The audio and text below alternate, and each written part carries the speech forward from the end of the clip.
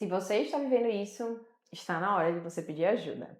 Já sabe aquele primo, aquele vizinho, aquele colega de trabalho que tem algum diagnóstico e você, cada dia que passa, se vê se identificando com aquelas características daquela pessoa? Talvez uma prima até mais nova que você, com um diagnóstico, seja de TDAH, autismo, o que seja.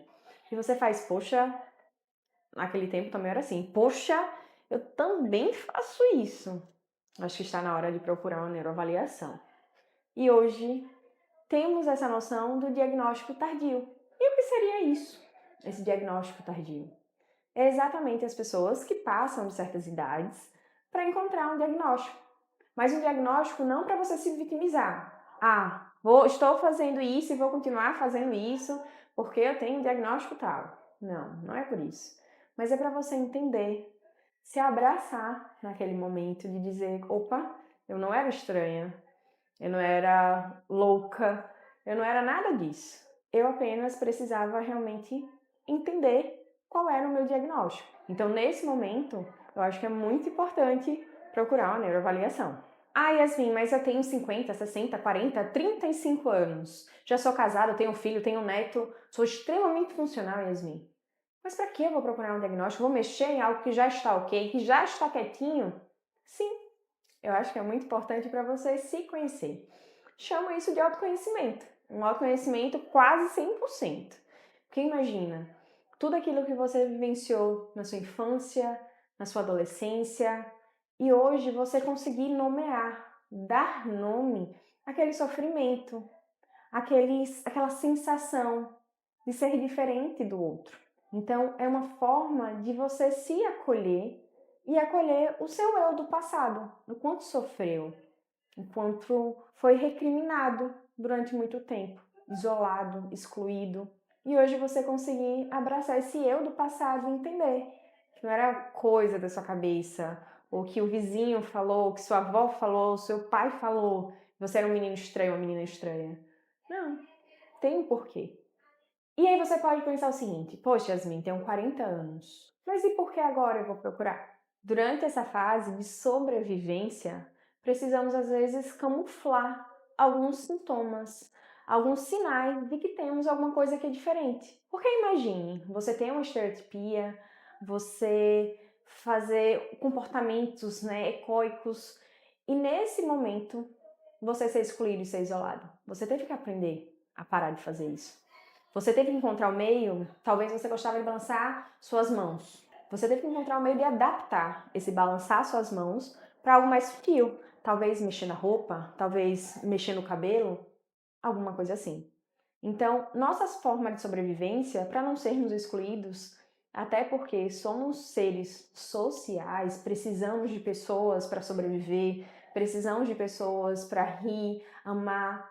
Imagine não conseguir alguém para amar, alguém para criar uma amizade, porque somos diferentes do padrão que espera que tenhamos. É muito pesado, né? Então, acaba se camuflando. E deixa uma observação. As meninas, mulheres, elas têm um índice muito maior, têm habilidades muito mais desenvolvidas no processo de imitação. Quem nunca brincou de boneca, fingindo que é a mãe, que é a professora, que é uma cozinheira?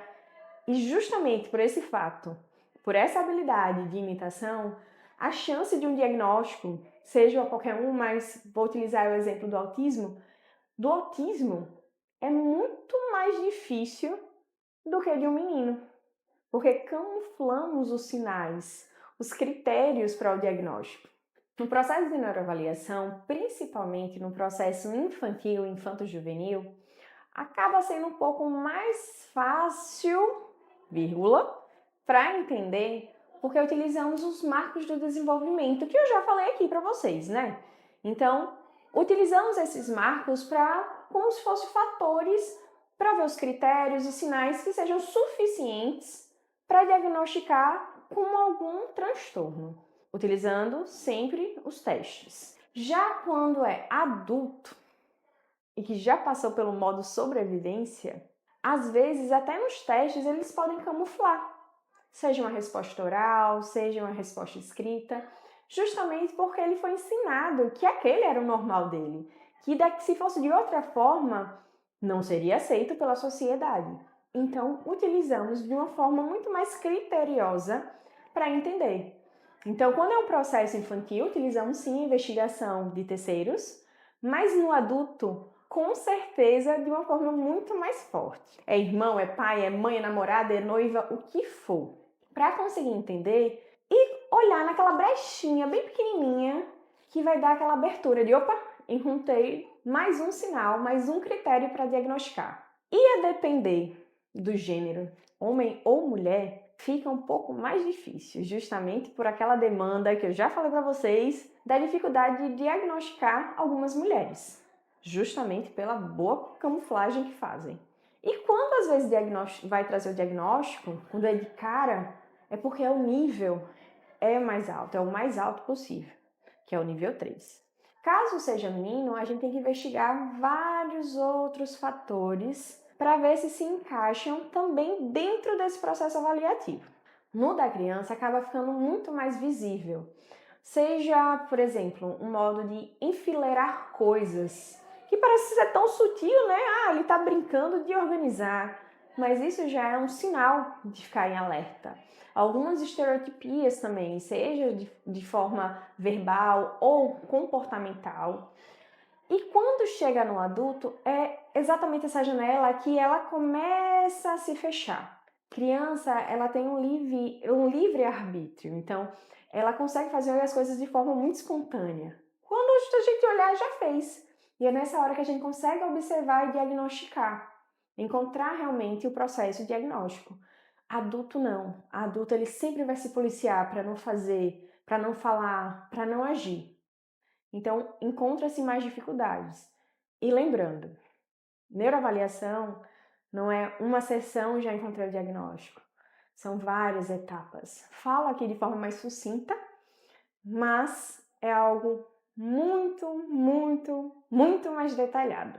E algo que chega bastante lá no consultório é o seguinte: a mãe ou o pai que leva o filho para a neuroavaliação, encaminhada pela psicóloga, pelo neuro, por quem seja. E depois do diagnóstico, depois do laudo fechado, ela chega e sempre fala: ele teve isso de mim, né? E de certeza a raiz sou eu, né?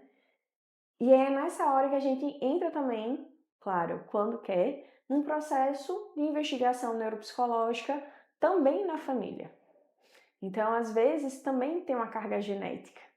E que talvez, mesmo essa mãe me perguntando se é vindo dela ou não, às vezes talvez sim, às vezes talvez não, a gente vai ter que esperar os resultados. E lembre-se, essa semana é uma semana perfeita para você cuidar de você e de quem você ama.